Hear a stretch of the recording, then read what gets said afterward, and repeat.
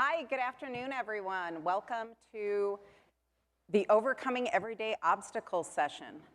We know this is the last session, keeping you from the farewell reception, so we hope to keep it fun and fast and informative. We are doing this less of a presentation and more of a conversation. It's going to be a conversation not only between the four of us up here on stage, but we'd like all of you to get involved as well. To that point, if you guys want, don't be afraid, we won't bite. If you guys would like to move closer so that we can have a conversation, that would be wonderful. Otherwise, we can project, and there are some mic runners out there as well. So to start off with, we'll let, Doug, do you want to start introductions? We'll Sure. go down the row. Sure, I'm Doug Levine. I'm a physical therapist in Austin, Texas. I come from a bunch of different environments. I see kids in the home for therapy, so I go out to them. I'm also a school therapist a couple of days a week, as well as helping to run the muscular dystrophy clinic in Austin, as well as working with Cure Duchenne. So I'm really happy to be here. Please, let's make this interactive. Let's ask questions, because the title of this presentation is Overcoming Everyday Obstacles. Everybody's obstacles are different. So, let us know what challenges we're trying to kind of fill in the gaps from our perspective of what we've seen that works, but let us know what your obstacles are, and I think among the four of us, we can hopefully try to lend some help with that.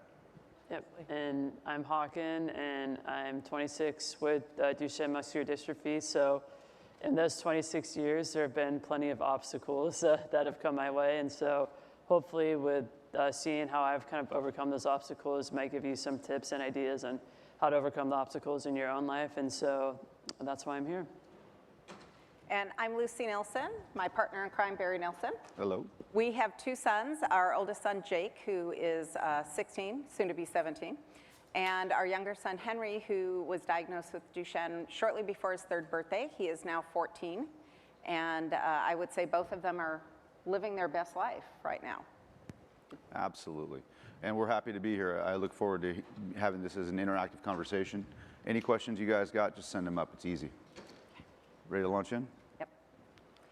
So this is one of, there's many different versions of this quote. Life is what happens when you're busy making other plans. I think that's what we all go through every day in life. I was struck yesterday listening to Justin and Patrick talk, and it kind of came to the realization for me that in our own way, we each have our own Camino de Santiago that we're trying to traverse on a regular basis. And what may be insurmountable to us might be in the form of extracurricular activity or school or an unfortunate accident that comes up. And at the time, it feels like a mountain that we're trying to get through.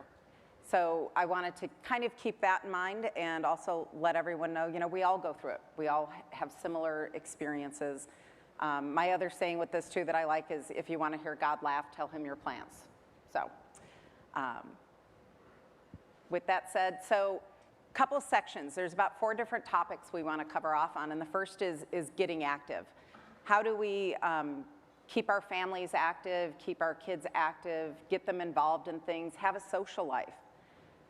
One of the first things, Barry, I'll let you talk. You and Hawken can talk to one of the first bullet points on there. So one of the things we found out in talking with the Millers, especially when our kids were diagnosed, was what activities can you do? What can you find that's out there? And we found scouting is one of the best ways to get the boys doing something active together outdoors in many ways. And we also found scouting to be a way that with different events, there's things you have to look at. Well, the kid can't do this in a wheelchair, but he can do it. There's ways of bending it to make it work.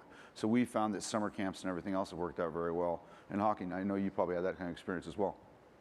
I think scouting was a great opportunity for me to learn some leadership skills, first and foremost, because within scouting, the scouts can have different leadership positions, and I think that was really important for me as I got older and got into college, and a really good foundational building block for me.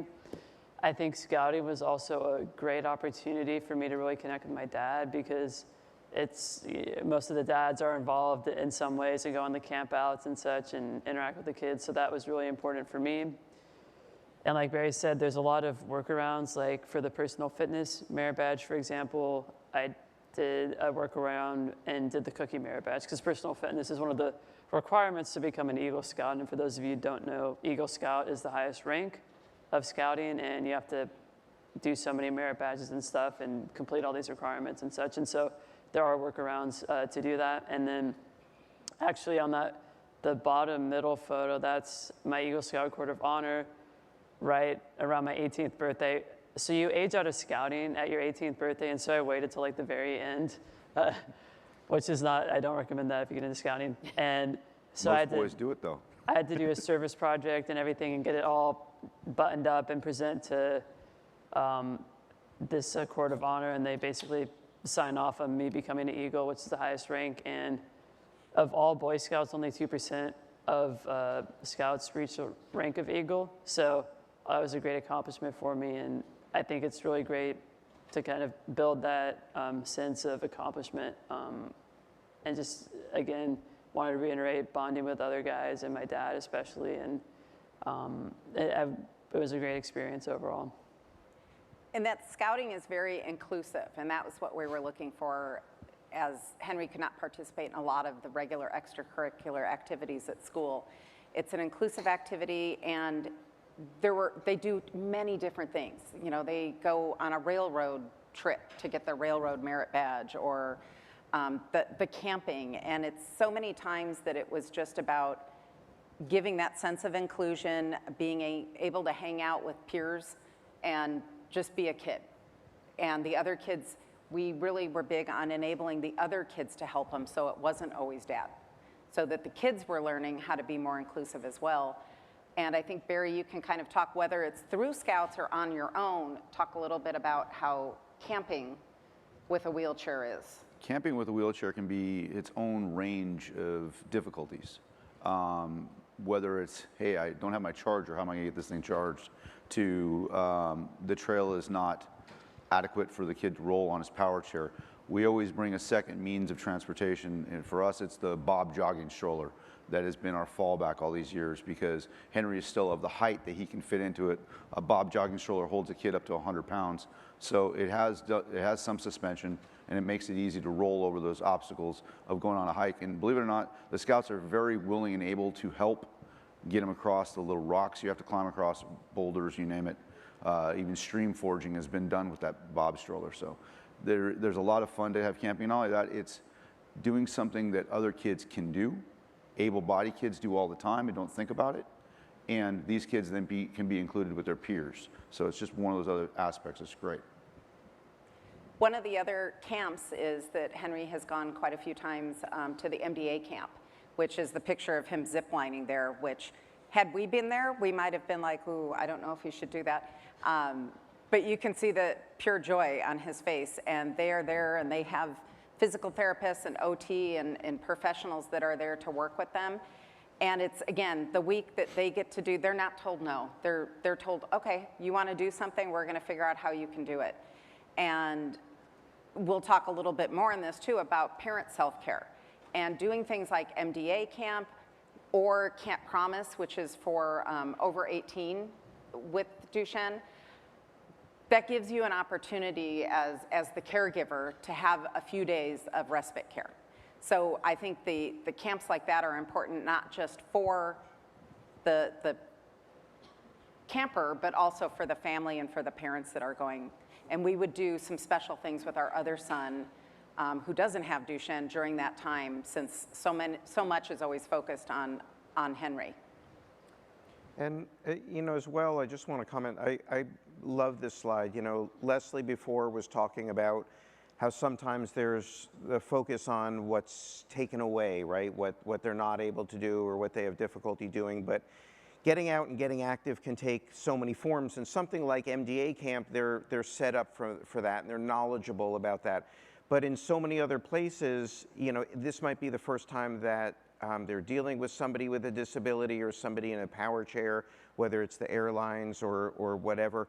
So that's why we spend so much time as physical therapists on making sure that you guys as parents and caregivers have a good understanding of Duchenne, but also that you have resources like physical therapists that understand it, that can help guide you, so that if you're going into a new situation, you can be proactive and you can say, is this something that's a good activity, or is it something that he could possibly get hurt in, or what do we need to do proactively to make sure that they can access all of these areas, whether it's the hiking trails, so to bring the Bob stroller, or a different piece of equipment, or whatever it is. Just kind of being prepared and doing a little bit of research ahead of time, I think, can make the experience that much better. Absolutely. And the one other thing that we have listed on there is, again, to find some sort of a competitive. Henry is very competitive, much like his father is, and we were able to get him involved in power soccer. And the power wheelchair soccer, I know if the Alba families out there, they were kind of our catalyst to get involved with it. That has been amazing. So Henry's not ready to quite go out and compete in a league, but he likes the recreational standpoint of it. Loves going out. Again, it's a safe environment. They're in wheelchairs, as you can see, that have cages around them. But they get to go out and be competitive, and they get to have a sport. And I think one of the things that we've loved the best is when they're done with the game, they'll maybe have a refreshment or maybe go for pizza or something. And it's just hysterical to listen to them and the joy that they get, and they're all talking smack about it, and getting to have oh, did you see when so-and-so did this, or when that happened? And it's an experience that a lot of them would not be able to get through a high school sport per se. And I just saw another local family recently was able to have their high school, or middle school, I think it was, have a power soccer team come do an exhibition at the middle school.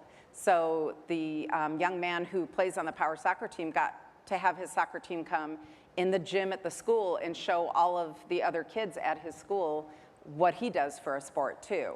And again, I love that because it was all inclusive again, and it's also trying to bridge that gap of a school sport that maybe they can't compete in, but yet finding them an outlet if they want to be competitive and want to play a sport.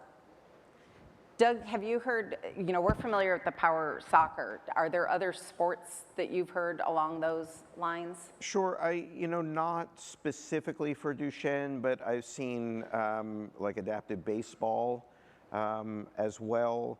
Trying to think if there was anything else. I saw something like a sled hockey type thing, where people were pushing people. So there's also, just to get like a little nerdy about it, there's been research that's been shown that in a power chair, like with power soccer, it gets the heart rate up. There's a physical benefit to doing it. There's so many other benefits in terms of like social and emotional, and this is fun, and we're with a group and it's competitive, but there are also physical benefits. So you don't have to be walking around and doing all these things to get these physical benefits. Excellent. And I think we also saw a little bit of that last night with the wheelchair races going on. So, okay, so next up, along with getting active, the other aspects of vacation, travel, recreation, doing things together as a family, whereas, oh, well, we can't do it, or we're not going to bring the whole family because it's inaccessible. So again, it's finding ways, and I think we talked about this in a little bit in the last session, just about being patient, because it might take a little bit to try and troubleshoot of how are you going to make it accessible. But I'm a firm believer on the communication and calling ahead. Even if you're just going to a museum or an aquarium, call ahead. Don't just read their FAQs. Call ahead and find out what is accessible, what isn't.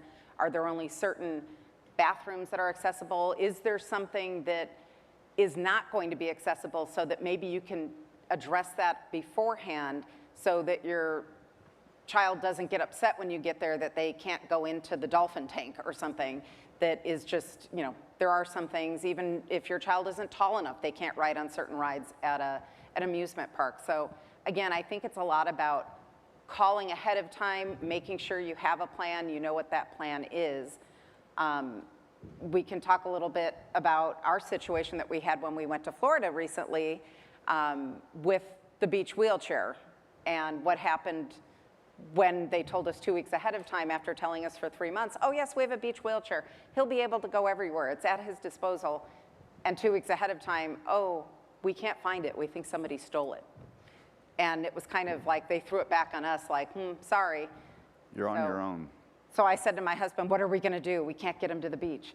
So I found a way to take the beach wheelchair we have, box it up, and then I started talking to the airlines, and it was going to be $1,500. And then I told them what it's for. That $1,500 became free. It's medical equipment. So these are things you got to remember when you're talking to the airline. If it's medically necessary and it helps your child get through their life in the day, it's medical equipment. It's simple as that. It really does go a long way with them. And they made sure that that box was there when we got off the plane. And they, again, it was kind of similar to what I think Leslie was saying earlier about talking to the team at the airport to make sure that they understood what it was. And we did. I think coming back, we had less questions going out of LAX, but coming back from Maui that they're like, wait, what is this? Why do you have this? Why aren't we charging you for it? Because it was 72 pounds. But once we explained what it was, oh, okay. They had special tags on it and everything. It was probably treated better than we were on the plane. And I think too that there's also more of a market for this. Like a lot of these places, it's a business for them, and if there's no money in it, then they're not going to make the changes. But I think there's been such a push from the community to have more access, whether it's resorts or whatever it is. I mean, I think 10 years ago, there was maybe 1 or 2 ski resorts that had like an adaptive skiing program. Now, it's kind of hard to find a resort that doesn't. Mm-hmm. So there's a market. People are getting out and traveling, and places are responding. So not every place, I mean, that's why you have to call ahead. Not every place is going to be accessible or have access to this or this, but it is becoming more relevant to a wider community. And you bring up a good point. I recently learned last year through the work that I do, my day job, the accessible travel industry is the #1 untapped travel market, and it is a $5.3 billion industry of untapped money. So a lot of hotels, resorts, hospitality companies, they're looking to find ways to make travel accessible because they all want a piece of that money. So we have buying power and we have power, and we just need to make sure that they're aware of it. And as I always say, you get more flies with honey. We're always very polite about it, but yet we're persistent. Also at the same hotel that we were at in Maui, they had this awesome game room. Every game you could imagine, kind of like the game room here. They had old school Pac-Man. My husband was excited. But they had 3 steps to get into it. So we looked around. They had a ramp that went up the side, but the accordion door was locked. And we went over and said, oh, hey, we want to go in the game room. And they were like, yeah, we don't know where the key is. I'm like, well, that's kind of a bit of a problem. It was late that day, so we said, okay, no problem. We'll come back down tomorrow when your general manager is here and they can figure it out. Again, the next day, couldn't figure it out. They finally get a maintenance person that came up. Took him a while. He couldn't even understand why it was locked. They finally get it unlocked. We went in, and there were several other people, some elderly people that had canes and such that couldn't do the stairs. We noticed they were in there. Everything's great. The next morning, it was locked again. So, sometimes you have to be repetitive. We've had many obstacles like that at various hotels. We do travel a lot. My job allows me to travel, so the family comes with me. And it's all about just asking questions, being persistent, telling them when it's not acceptable, and saying, well, what's your alternative? So what else are you going to do for us? We're paying to stay at the hotel. We're paying the resort fee, but yet not all of the features are available to us. There's one picture on there of the aisle chair in the airplane. And that was something that, again, they always ask us. Henry is somewhat ambulatory, so if we're in the front of the plane, he can walk to there, but if it's in the back of the plane, he can't. And we didn't know until recently, about a year ago, that on the plane, because they take that aisle chair, it's the staff from the airport that loads you and unloads you, we found that they have a chair in the airplane. On every airplane, they're required to have it, that they can bring out and take you to the bathroom. And we weren't aware of that, and one of the stewardesses had said to us, oh, do you want us to get that chair out? And Barry was like, no, it's okay, I can carry him. And it was when he had his broken femur. And they were all excited. They're like, no, let us get the chair. So it was like they were very excited to do it and happy to do it. The problem with those bathrooms, they are not big enough, they are not accessible, but they had us go to the first class bathroom and they pulled the little curtain over. So we were right outside the cockpit, they pulled the curtain. So there was privacy and we didn't have to worry about trying to close the door. So again, it's just asking questions, being prepared to be a little persistent, and occasionally you'll get somebody who gets it and wants to help you as well. I just learned that just now, to be honest with you. So I'm glad I'm part of this panel. I mean, that's the great thing is, I think, asking those questions. And the other thing I would add to it is you really have to be firm with people too. I remember when my dad and I were going to Argentina with our class, and obviously no one spoke Spanish, but I speak a little bit. And so I remember they wanted to disassemble the battery in my scooter to make sure it wasn't a bomb or something. And I said, si rompio, si pagas. So if you break it, you're gonna have to pay for it. And so I was like, sometimes you gotta be creative with how you reflect that need that you have with other people. And the other thing is, with that trip to Argentina, and then we also went to Vietnam with some classmates, and we were trying to figure out how we would make that work. And it turns out my dad was able to kind of come on as a chaperone for people, and then also able to help me with what I needed. And so I kind of felt seamlessly integrated. Obviously, having my dad around was kind of weird, but once I got over that, it was really a great experience.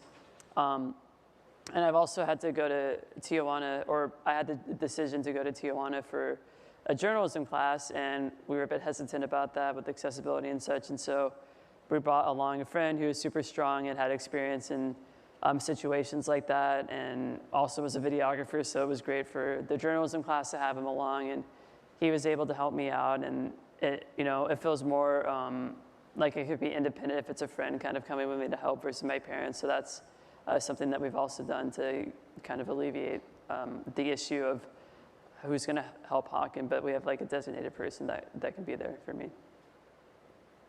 Great. And we also have sporting events, or going out, whether it's a sporting event or going to the theater or a movie theater or live performance art.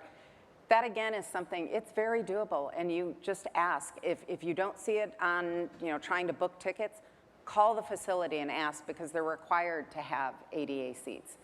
And there may be some restrictions that it's a companion seat plus an ADA seat, so if you have a larger party, we just, maybe sit 2 and 2 or something. But there really should be no exclusion for you going. I know you go to a lot of Ducks games. So there really isn't, again, it's just about being patient and kind of asking. But Disneyland is our happy place. That's where we go, where it's our escape from work, school, doctor's appointments, everything. And again, they are very accommodating, very accommodating. So there's really no reason to not go and not be active and not go as a family. And it's just about being a little patient and asking the right questions. And it's okay when you ask, if they're telling you no, to just stare at them and have uncomfortable silence. Because they'll eventually be like, oh, they're serious. They're not just gonna walk away, and have them get a supervisor or something, but just being persistent and letting them know. And as we talked about the buying power of those with disabilities to travel, I think we need to start flaunting that a little bit more, because they're gonna miss out. Hotels like Marriott have a higher percentage of ADA rooms, so they are starting to cater more. But I happen to know the head of DEI for Marriott, and I have a conversation with him after every time we stay at a Marriott hotel with, oh, just to let you know, this was an issue at the hotel. So it's time that we start talking and letting them know, if you want us and you want us to travel, then you have to put your money where your mouth is. school success. So this is always a challenge. You know, even from the beginning when maybe your child hadn't even been diagnosed yet, but you're just hearing from the teacher that, you know, they're not keeping up in PE, or they're falling asleep by, you know, after lunch and things like that. So everyone has their own unique challenge with that, with the school. We're fortunate that we have a school district that was willing to listen to us after kindergarten. The first year in kindergarten, we had a teacher who didn't want to deal with the non-cookie cutter child. So her response was, well, he needs to go to special ed. Everyone we spoke with, our pediatrician, everything said, he's got a physical disability. Why would they send him, you know, and he had the Duchenne fog. You know, one day he would know everything, the next day he'd be tired and his brain would be tired, so he wouldn't. And the teacher, even though we'd explained it to her, thought we were playing games with her. So she wanted him to go to special ed. So that was where we turned to our community. We went online, we had all the resources, the school, you know, this is what it is. I talked to several other parents. This was like our first battle, I think, that we had. And we literally showed up at the IEP meeting with a stack this big, that we had things from our physical therapists, our OT, our pediatrician, from our neurologist. You called Jennifer. Yes, and obviously Jennifer Wallace. And the minute they saw that and thought, oh, they're serious, they kind of took a step back and de-escalated. And it was, again, going in to show that, okay, we know what we're talking about. We're not going to just be pushed aside because he's not a cookie cutter kid and he needs some special attention and special assistance. So as a result of that, we partnered with them. We go in, and again, it's a partnership. They have him 6 to 8 hours a day. So they're a caregiver for him just as we are. So I think going in and just talking with them, partnering with them, he has an IEP. We talk about what works, what doesn't work. They'll have a suggestion. We might say no. We might have a suggestion that they say no. But we meet in the middle, and we come up with what works best. Henry has excelled now. He's in 8th grade, and for all of 7th and 8th grade, he's had 4.0. So we kind of want to show that to the kindergarten teacher and go, see, look at this. But it just took people understanding and being willing to work and understand that these kids are not cookie cutter kids. They're not going to fit that certain mold. And sometimes it might be talking with them ahead of time before the school year to make sure that your child's in with the right teacher and not the teacher that only wants the cookie cutter kids.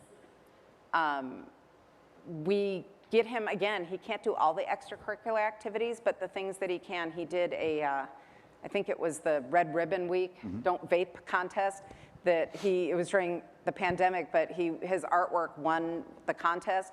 They had the sheriff's department come deliver his prize on our street. There were motorcycle cops, cop cars, they had the sirens going. I'm sure that our neighbors thought we were probably doing something illegal in our home. But it made him so thrilled to get that attention and to be noticed for something, because typically, you know, he's not a sports star, he's not a theater star, so it was great to get some sort of recognition. So finding those sorts of things that give him that little bit of recognition and inclusion has always been very helpful. And then, do you want to talk about the web? Yeah, so another thing at our school, all schools have like an ASB style program. In their school, they call it WEB, We All Belong. And so we thought it would be a very good point for Henry to be in the inclusive program. He's the only child in a chair on the program. And it's a matter of getting him out there, getting him out of his comfort zone, being in front of his peers, having to do something that aids the other students in getting along at the school. We found that to be very, very helpful for his self-confidence. It's given him the ability to have a little bit of leadership outside of even the scout world, for that matter. And so it's been really good for him to grow as an individual. And everybody seems to know who Henry is on campus. We go out in public, we run into people we don't know, they all come running up to talk to Henry, which is kind of a weird thing as a parent. I'm sure you all can appreciate how that goes.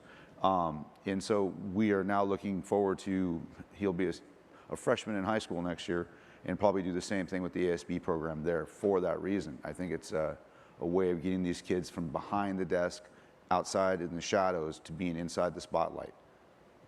That's awesome, and I'll add a few things too.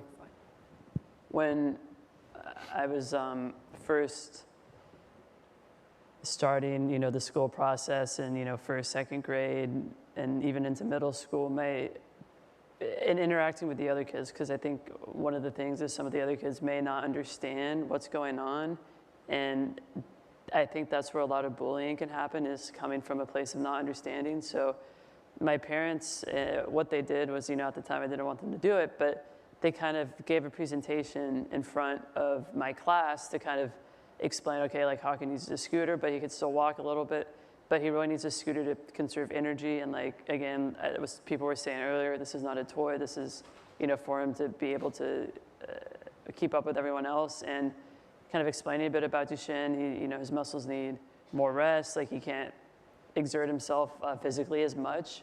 So I think having that conversation too really helped integrate me more into the school, and kind of coming out from, the shadows, as Barry was saying, and more into people understanding. And I think understanding, having the kids understand that really made my school experience all the better. So I'd also say that extracurricular activities like Model United Nations, I don't know if any of you are familiar with that, but it's sort of like debate, but you're representing a nation in the UN. And so it's modeling that. And I think that was great for me to kind of get out of my comfort zone a little bit and start talking to people, because I know I, for one, is really shy, and I know a lot of the guys are really shy. And so kind of getting out of that comfort zone a lot of times can help with so many other things.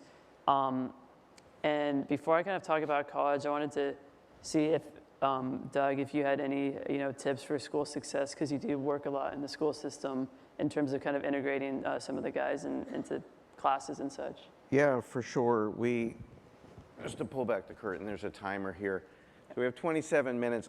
We can talk for like 2 or 3 hours on school-related stuff, and I get a lot of questions. I've been a school therapist for almost 23 years, so I have a lot to say about it, but I'll try to condense it.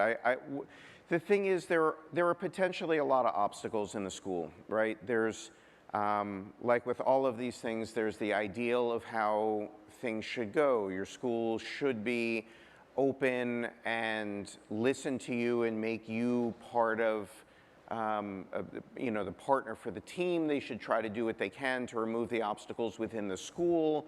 There should be either a 504 or an IEP that kind of outlines exactly what they're going to do, and they should have an understanding of at least a basic understanding of Duchenne, and the PE coaches shouldn't be making the kids with Duchenne do sit-ups and push-ups and all of that, and that's ideal. And the reality of it is it doesn't always go that way. Some people have had tremendously positive experiences with the school. I know Cheryl Marazzo talks about all the way through with Jake, from kindergarten through high school.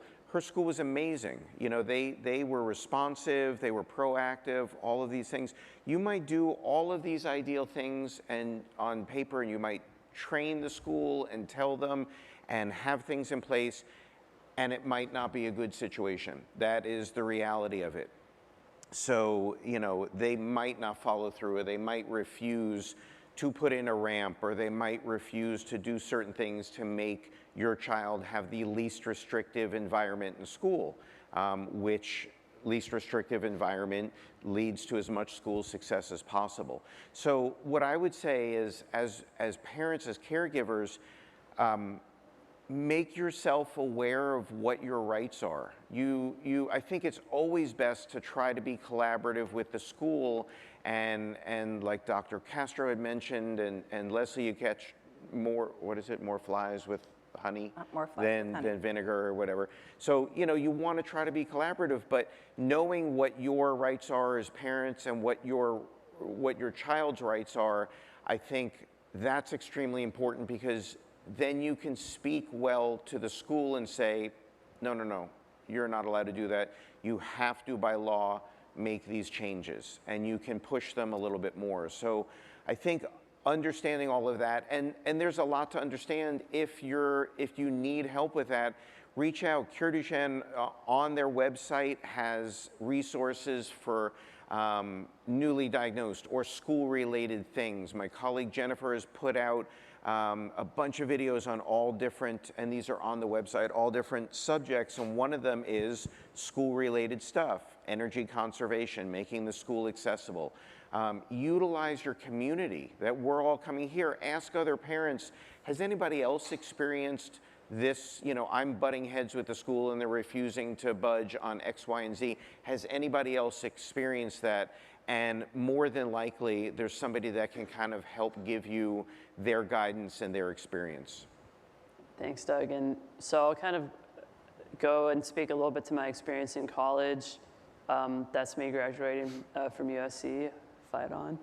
And that, just to go briefly into that experience, I think the biggest thing for me was kind of organizing a team to make my education at USC happen. And that included friends that I lived with. Kind of my last 2 years at USC, I lived with 13 other guys in this house. And so we kind of organized chores that I couldn't do that people could help me with. And so there were a lot of guys there. And so usually there was someone there to help me if I was there on my own and I needed help. And so that was really great for me. And then also to ensure that I was getting the proper physical therapy and stretching. I partnered with the physical therapy school there and worked with a lot of pre-physical therapy students who needed volunteer hours. And so I needed someone to stretch me, they needed volunteer hours. So we kind of met together and had this relationship, and that worked out really well. And I was kind of able to walk them through how to stretch me. And so it was kind of a learning experience for both of us. And then I also mentioned going to Tijuana. That's a photo of us at Tijuana, where we did a journalism project reporting in 360-degree VR video about people who had been deported from the US to Mexico. And so, again, had people along, a good friend of ours to help with that. And then once I graduated USC, I had an internship at the Washington Post. And so that was a whole nother series of obstacles because I needed to find an apartment that was accessible, that was at least a little bit affordable, because, you know, there's a lot of people that sublease their homes, but in DC, like, nothing is accessible because it's a very old city. So it was kind of finding an apartment that worked for me. That was a picture of me in my first apartment. And then kind of having a roommate that was also intern there that was able to help me out with some things. I will say we made the mistake of getting someone to help me that wasn't very reliable. And so I think you kind of have to be a little bit selfish in the people that you surround yourself with and make sure that they are reliable and that they are going to show up on time and are going to help you, because otherwise you're kind of just stranded. So that was very important. And then also working with the Washington Post too about accessibility. I had to have the very uncomfortable conversation with the managing editor of the Washington Post about putting in a toilet seat riser in the bathroom so I could get up off of that and, you know, be able to go to the office and utilize all the facilities there. And so sometimes you have to have those uncomfortable conversations, but it's important. And, you know, the other thing is one of the tour buses that we went on to go around, that they took around the interns to see different sites in DC, they had to make sure that was an accessible bus. So, and sometimes you have to remind people too that, hey, like, I also need this, and don't forget about me. And this is very important as well, that everyone is included. So those are kind of how I got through kind of those obstacles living on the other side of the country for 5 months and working there. And I think getting through that has made, you know, working at home and working from home and working in an office so close to where I live so much easier to having gone through that experience. And again, there's so much more I could say. And so if you want, you can please stop me and ask me questions related to that. But that's really how I kind of navigated college and beyond. I think we probably could have done a session on each of these topics we're covering too, because we have a lot to say. So We'll bounce forward. next is the whole expect the unexpected, which is something that at some point in your life with Duchenne will happen. And we had about a year ago our first big unexpected. Henry's had about 10, by now he's had 10 fractures since 2020, mostly of his legs, ankles, femurs, back. But this year ago May was his big fall. And when I say big fall, he was walking across the floor holding chips and salsa and his leg gave out. And he just went down. That was the big fall. Ended up, he broke his femur, which you can see there. Barry and I have a little partnership in the fact that one of us remains calm, the other one freaks out and demands answers. So typically, he already gets to that point of demanding answers and flipping out. So I'm the one that usually remains calm. But he wasn't home this time. So in this particular instance, he was home by the time the paramedics showed up, but I was home with our older son, Jake. And I have to say that, you know, I went into mom mode and not first responder mode. So I was trying to comfort Henry, who was screaming enough that I thought the neighbors would have called the police for us. And Jake came in. He was 15 at the time, and you know, his scout training, first aid training, I think, came in. He took control of the situation while I just comforted Henry and played mom, and kind of took control of it. Called my nephew, his cousin, who's a paramedic, you know, who lives up north, and was like, "Yeah, you should probably call the fire department," because we were trying to think. We thought he's okay. He just fell. He'll be fine. We'll get him on the couch. He wouldn't let us move him off the couch, so we get to the hospital with him, and the minute they took the x-ray, you know when you're in the ER and they tell you it's 2 to 3 hours to get the results of the x-ray? Yeah, in about 2 minutes, they were down going, oh yeah, this is not good. We're gonna have to do emergency surgery. And that was when, you know, all of this education we get at these and all of this, it goes out of your mind because you're just like in shock and thinking, oh my gosh, this is it. We need surgery. What do we need? We couldn't remember things. We're fumbling. We're pulling up stuff on our phone. My first thing, I texted Deborah, who was on vacation, I think, and I probably woke her up. But she immediately responded and was, you know, do this, do that. Have you asked this? Have you asked that? And Barry reached out. You know, we were in Orange County, and our UCLA up in LA is our care center for Duchenne. But Barry, if you want to talk about how you reached out to them. Yeah, I reached out to UCLA right away, and I, over other instances in our lives, I got a doctor on speed dial, so I texted him right away, and Dr. Stan Nelson, if those of you know him, I texted him right away and said, what do I do? And he gave me a checklist of how to follow through it, and we had surgery the next day. Thankfully, that was a very scary experience. It could have gotten a lot worse. Fast forward a week later, we were at Futures last year. And that was a week before Futures. Yes. So it can be done. It's just things that you have to go through. So, but I also think that's the point of have people on speed dial. People you know you can reach out to, whether it's another parent, whether it's a medical team. Mm-hmm. Our pediatrician was involved. He's not the expert for Duchenne, but he was involved. And I think one of those things, by kind of doing that and having, and if the doctors at the ER you're at, make them listen to you. Don't agree to do anything until they listen to you. Mm-hmm. Because they were gonna do emergency surgery that night.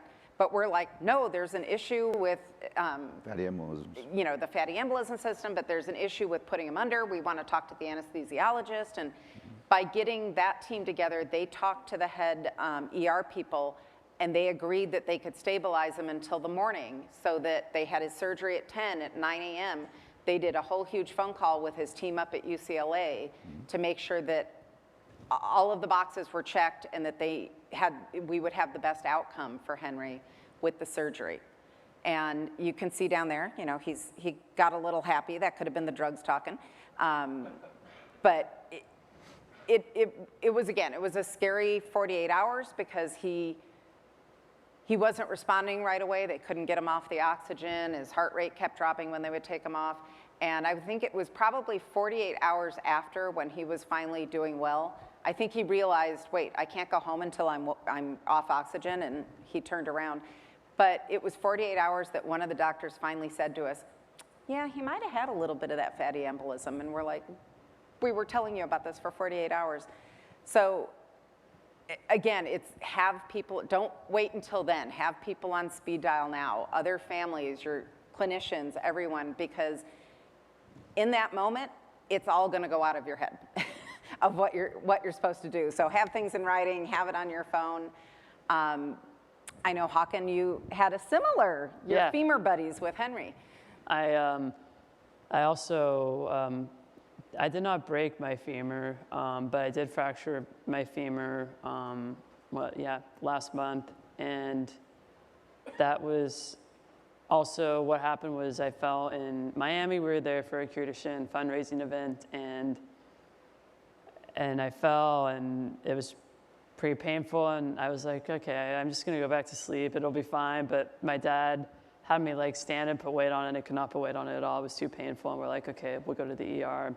And we were actually surprised to learn that I did have a fracture. And we're also surprised to learn on top of that I needed surgery. And really what was important for us is I have this medical ID bracelet, and I've talked about it in the welcome thing. But what a doctor, ER doctor, can do is scan this QR code on their phone and learn about all the contraindications for Duchenne, what to use and what not to use. There's a particular anesthetic called Sux that can have negative impact with those who are on deflazacort and those who have Duchenne. So that's important to note.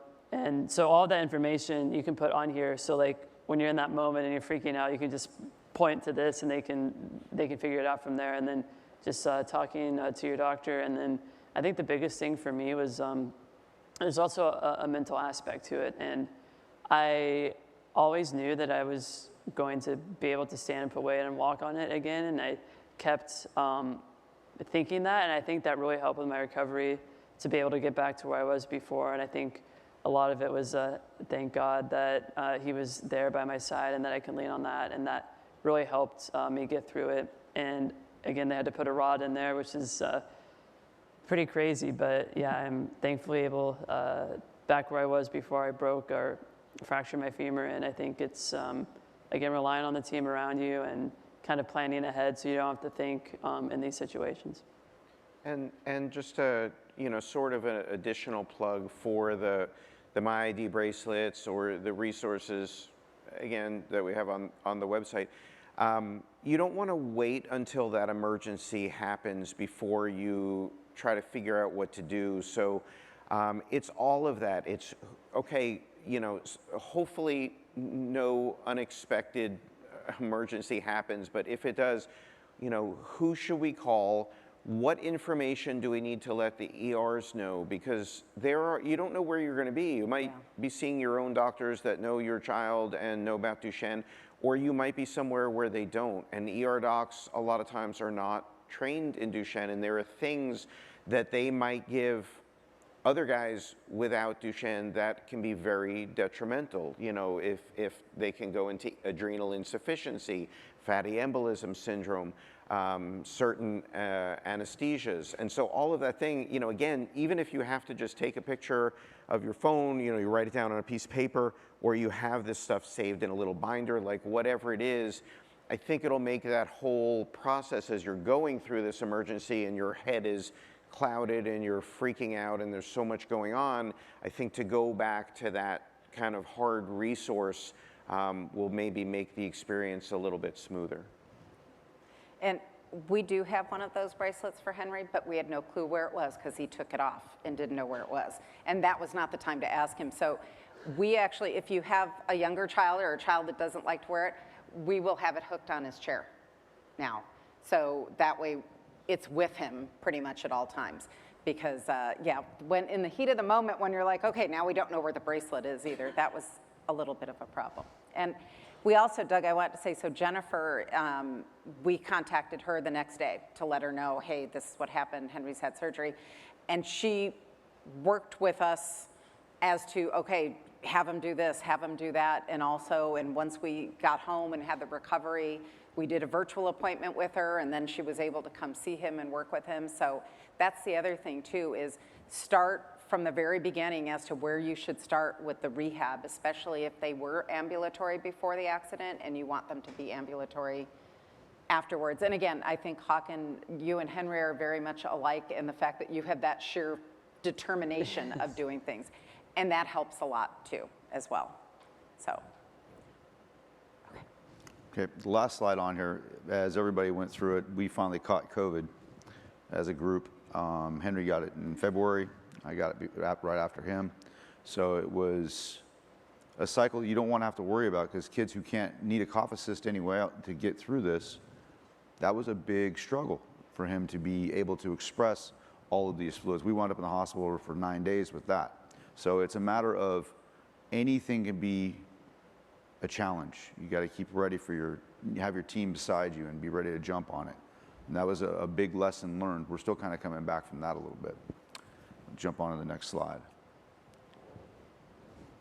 Okay, so again, along with the expect the unexpected is just when you're out and about in the world and things happen, whether it is a inaccessibility issue, a mechanical breakdown, whether it's your transportation, be it the wheelchair or your van.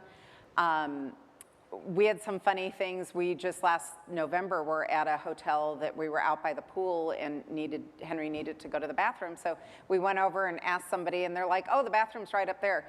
We like to take pictures of things like this. We thought it was hysterical. So the picture of where the bathroom is with the wheelchair points up where the staircase is. And they didn't understand why we're like, he's like, no, it's an accessible bathroom. I'm like, yeah, but how are we supposed to get there? So there was a ramp that they found and we had to go along the back way. You know, they always take you to scenic spots, you know, out by the trash dumpsters and everything.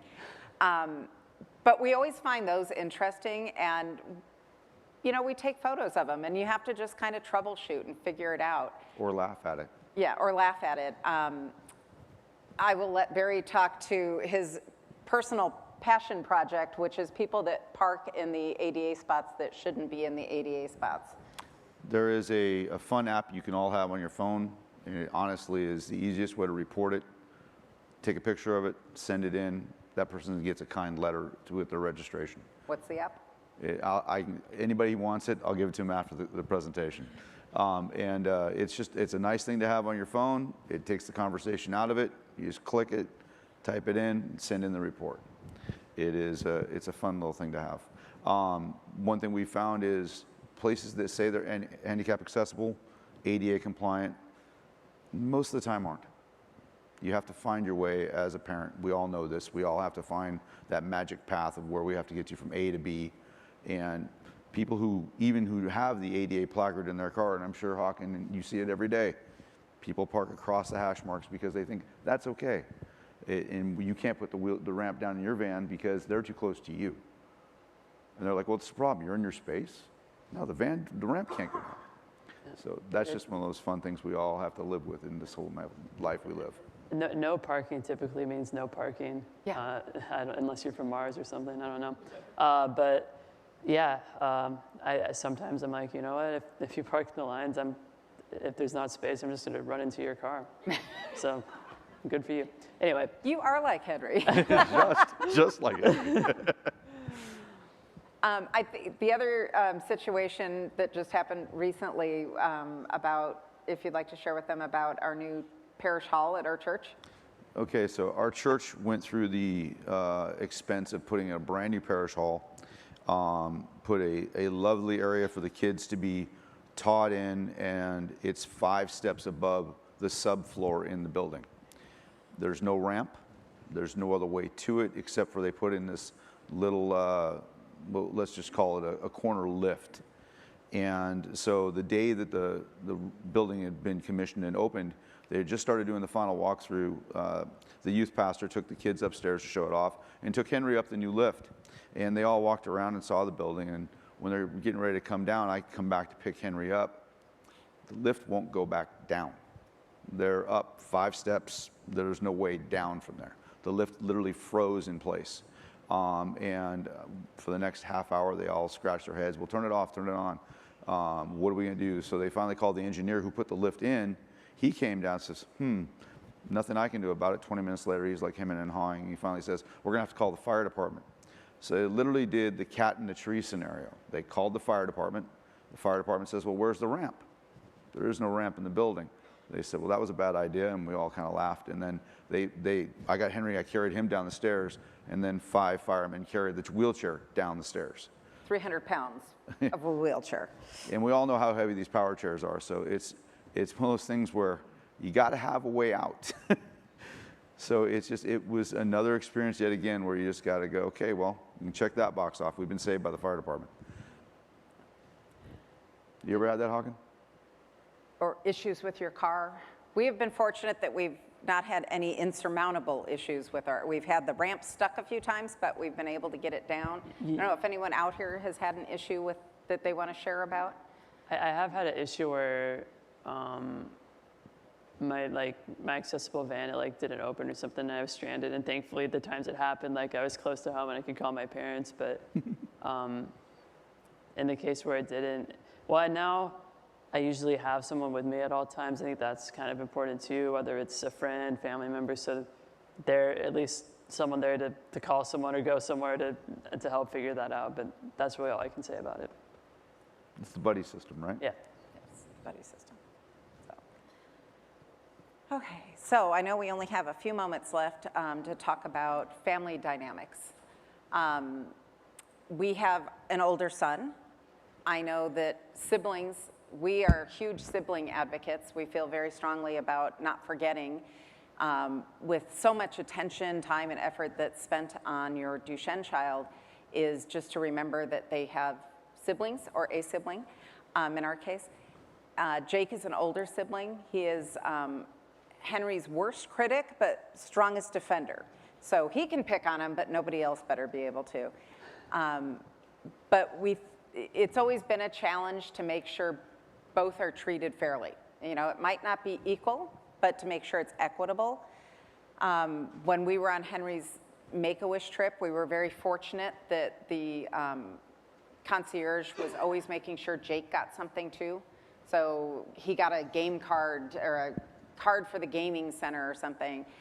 Because we've always gone a lot of places, and both kids will be there, and we'll run into people we know, and they're always like, how's Henry? And Jake would always be like, I'm fine. No one's asking about me. So we think it's important to recognize as a community the siblings. I love that they have a sibling session here, and I hope to see that grow over the years. Because both the younger siblings and the older, I think there's mental concerns that go on with them that we might not realize. Sometimes we think our son suffers a little bit from survivor guilt, per se, because they feel guilty that they get to do things that their younger brother can't. We try and do, like I said, when Henry would go to MDA camp, we would make a special night of taking Jake out to a dinner he liked, or going to Disneyland and just doing what he wanted, because there are so many things he couldn't do when Henry was with us.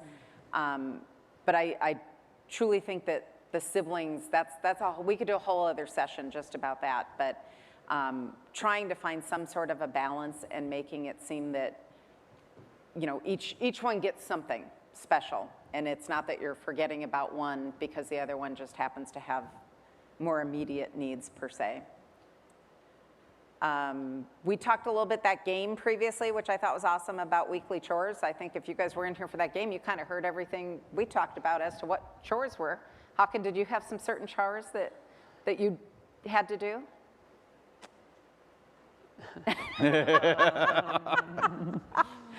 You're not too old. I'll give you some chores. No. I mean, I think someone mentioned taking my pills, being organized about that, making sure when I got home from school, doing things like that. And I think really my chores were just doing well in school, and I made that really my priority, and taking responsibility over that. And that's great. And that's, again, it's not going to be equal. And that's something that you have to explain to the kids, because we have that problem too, where our siblings are like, well, why doesn't he have to do any of this? But it can be equitable. You know, the sorting of the socks with the laundry, or, you know, Henry, his OCD makes it great to organize the junk drawer. Tupperware, anything you need organized, Henry's your guy. He'll organize it for you. And then I think, just in our few moments left, obviously self-care, again, that's a whole course that we could teach on separately outside of this, that everybody would have contributions to. I think it comes in many forms. I know what the answer should be, but what would your answer be for your self-care? It's a matter of getting out and taking care of oneself. For me, it's even quick if I can get away for a couple hours on a bike. It's just a matter of clearing your head, not having to worry about the constant day in, day out. We all know there's a laundry list of weird things we have to do, right? And it's a matter of, you have to take care of yourself for a few minutes. Whether it be a ski trip, going backpacking, whatever makes you happy, find that happy and enjoy it. For me, it can be, you know, especially if it's like we don't have the time, the money, I can't leave the house, you know, leave Henry alone or anything. Reading. I'll just take a book and go, and it's got to be something totally trashy or something that's going to take my mind. It's not a self-help book. It's just total release, and taking 5 minutes to do that. We also, you know, that's a picture of us recently up at Disneyland that Jake and Henry were in the hotel room playing video games, I think, and we just went down to Trader Sam's and had a quick cocktail. You know, we weren't gone more than 30 minutes, but it was having some time to, because we can take turns having respite care and being out of the house, but it's not often we get out together. So finding those times when something like that can happen, even if it's a 20-minute thing, just so you can get away with some of that.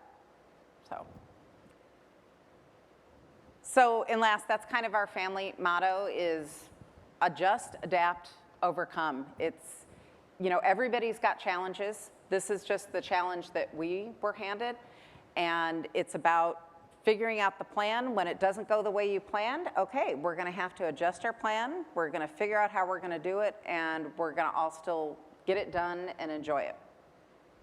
Cool. So, any? Yeah, no, I think that's a great motto right there. I think Duchenne takes away a lot of things from us, but I think it really improves our ability to adapt to any situation, and we can take that in so many different aspects of life, wherever it might be, and so that's really important. And I know we're at time, so if you do have any questions, I'm not sure if we're able to take them, but if not, please come find us the rest of the day and ask us, and feel free to reach out. I know my contact information, I believe, is on the website, so please do feel free. And that's all I have to say. Yeah, you have a lot of resources and a lot of people that want to help. You know, I wish we didn't have to do this presentation about obstacles, but the reality of it is that you're going to have to deal with more obstacles than for other people. But hopefully today we're able to give you some ideas, or at least an understanding that some of these obstacles are overcomable, or places that you can go to reach out to ask for help. Absolutely. Crowdsourcing. That's what I always say. It's crowdsourcing. Absolutely. If we all talk to each other and interact, whether it's through social media or events like this, that is the best way to help determine how to get over those speed bumps that come our way. It does take a village. Yep. Okay, well, Yeah. thank you so Thank much you. for your time and attention, and please feel free to reach out if you have any questions. And let's go to the after party. I think we deserve an after party. There you go. Okay. Thank you, Thank you. everyone. Thank you, guys.